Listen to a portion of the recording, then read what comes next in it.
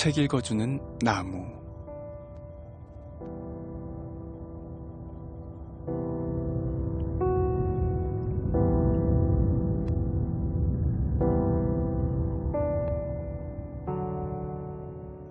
안녕하세요. BTN 불교 라디오 책 읽어주는 나무입니다.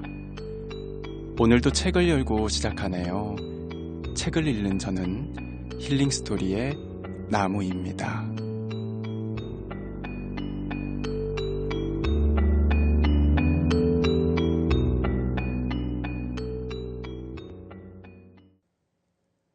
해인사고승 보강대선사께서 쓰신 큰 스님의 마음공부라는 책입니다. 오늘은 17번째 시간 빗물을 모으는 그릇부터 여러분들과 함께 낭독해 보도록 하겠습니다. 빗물을 모으는 그릇. 아침에 해가 뜨면 세상이 환해집니다. 비가 내리면 산천초목이 촉촉해집니다. 저 큰 소나무부터 작은 풀 한 포기까지 비를 맞으며 마른 목을 축입니다. 그런데 햇볕이 비치지 않거나 비가 내리지 않는 곳도 있습니다. 해나 비가 차별을 하는 것은 아닙니다. 부처님과 중생의 관계도 이와 비슷합니다. 하늘에 구름이 끼듯이 우리의 업장에 구름이 끼면 부처님을 만나지 못합니다. 중생의 허물 때문입니다.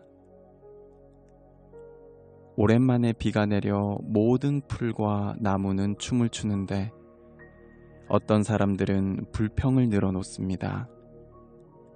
밤에 잠잘 때나 할 일이 없을 때, 비가 내리지 낮에 일을 할 때나 어디 가려고 하면 꼭 비가 내린다고요.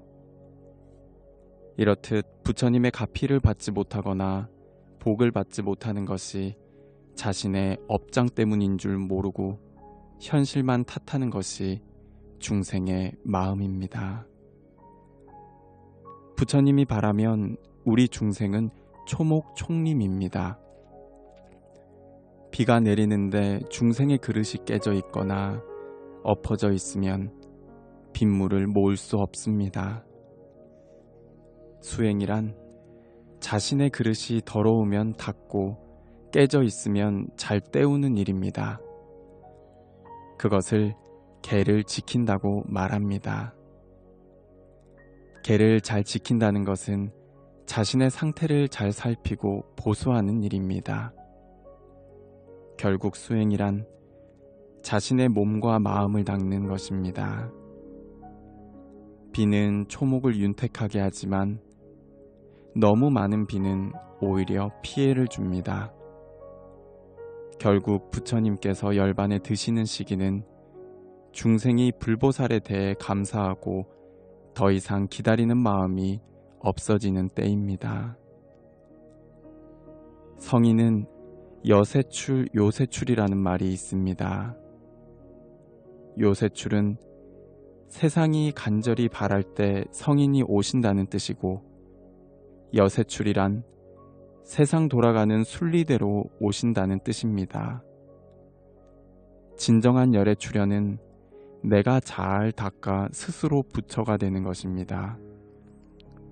불종자가 있어도 부처님의 가르침이 없으면 자라지 못합니다. 부처님의 경전 말씀을 보물로 여기는 불자가 되십시오.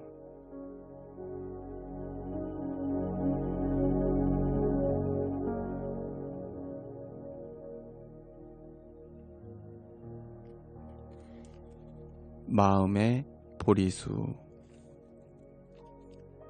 우리도 저마다 보물을 하나씩 가지고 있습니다. 바로 마음입니다. 그 마음을 닫고 키워야 하는데 의식주를 늘리는 데에만 힘을 쓰고 있습니다. 그래서는 안 됩니다. 이 생에서 지은 많은 업을 대신 받을 사람이 없는데 내가 지금 죽으면 이 책임을 어떻게 지겠는가 라는 각오로 살아야 합니다. 부처님께서는 이것을 깨우쳐 주시려고 중생 곁으로 오신 것입니다. 부처님께서 이 세상에 오신 뜻은 중생 구제에 있습니다. 대자 대비 부처님의 입장에서 중생은 구제의 대상이지만 중생의 입장에서는 부처님을 만났다는 것 자체가 은혜입니다.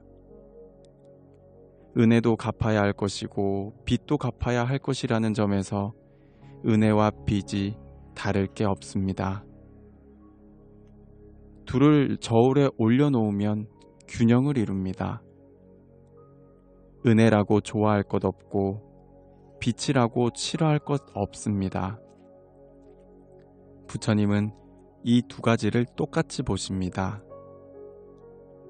우리가 진정 공부해서 중생의 업을 벗으려면 사랑과 미움 두 가지가 똑같음을 알고 어느 쪽에도 걸리지 않아야 합니다.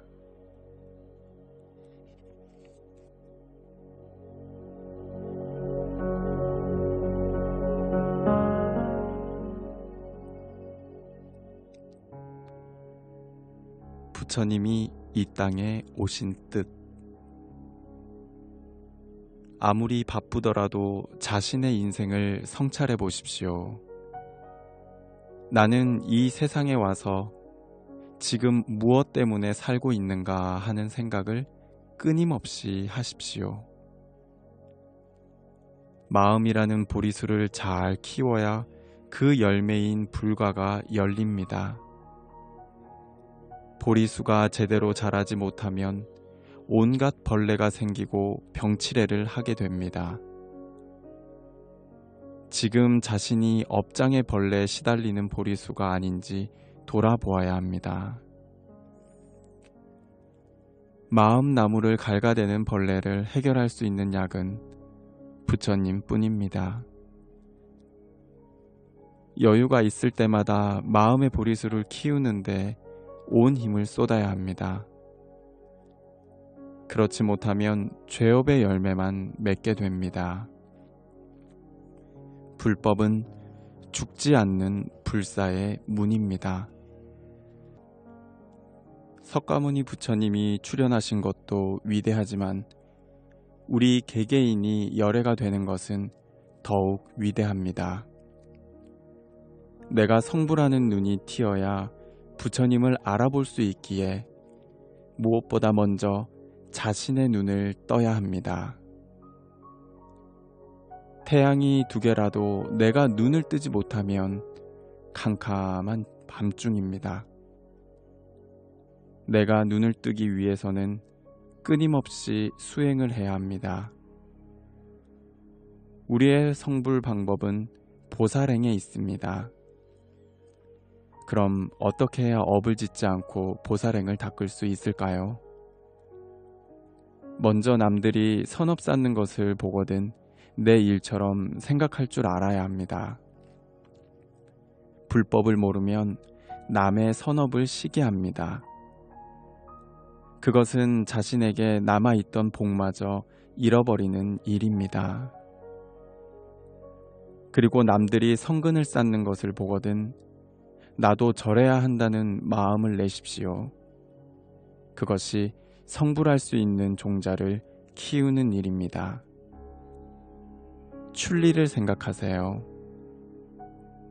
세간의 법을 보거든 아무리 좋아 보여도 이 법을 벗어나야겠다는 생각을 할 수 있어야 합니다. 말할 때는 합리적으로 이치에 맞게 하는가를 생각해야 합니다. 몸에 박힌 화살은 빼낼 수 있지만 말의 화살은 용서받기 어렵기 때문입니다.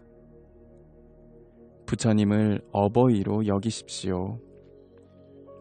삼보 대하기를 효자가 부모님 대하듯 하라는 말입니다. 마지막으로 부처님과 내가 같다고 생각하세요.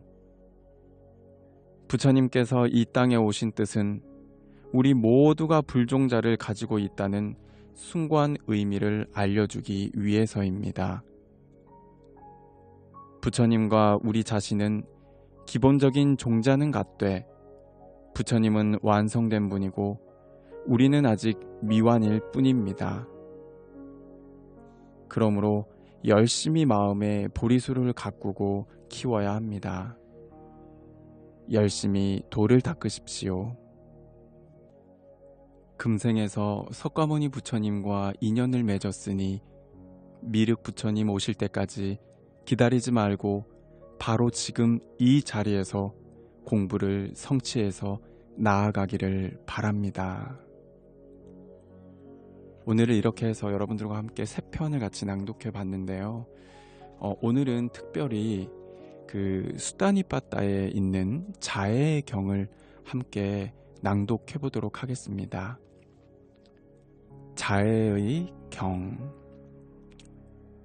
남을 이롭게 하는 선행에 숙달된 사람으로서 평온의 경지를 얻고자 하는 사람은 유능하고 정직하고 성품이 고결하고 말씨가 상냥하고 친절하고 겸손하기를, 만족할 줄 알아서 남이 지원하기 쉽고 분주하지 않고 간소하게 살며 감관을 고요히 하며 슬기롭고 건방지지 않으며 탐욕에 집착하지 않기를, 지혜로운 사람이 책망할 만한 아주 작은 잘못이라도 하지 않기를, 존재하는 모든 것들은 행복하기를, 존재하는 모든 것들은 평안하기를, 어떤 존재이거나 막론하고 그들이 약하거나 강하거나 어떤 예외 없이 길거나 크거나 중간이거나 짧거나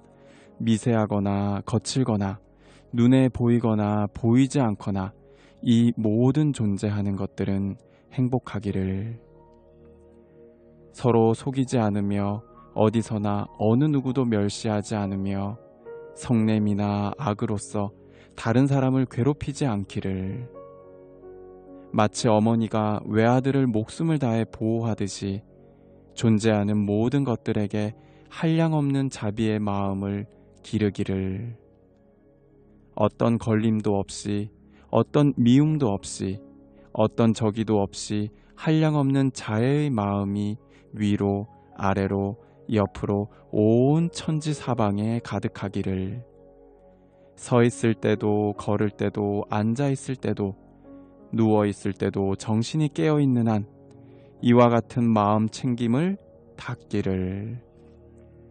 이와 같이 삶은 가장 훌륭한 삶이기 때문입니다. 그릇된 견해에 빠지지 말고 계행을 지키고 통찰력을 갖추어 감각적 욕망에 집착을 버림으로써 다시는 윤회하지 않게 됩니다.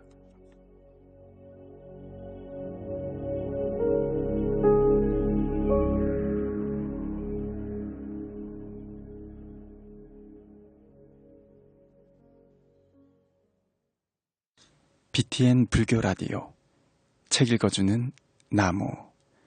오늘은 여기까지 여러분들과 함께 하겠습니다. 이 프로그램은 여러분들의 진심 어린 후원으로 성장하고 있습니다. 앞으로도 더 좋은 방송이 될 수 있도록 따뜻한 인연 부탁드립니다. 그리고 방송을 들은 소감은 언제든 게시판에 남겨주시면 감사하겠습니다. 지금까지 청취해주셔서 감사합니다. 힐링스토리 나무였습니다.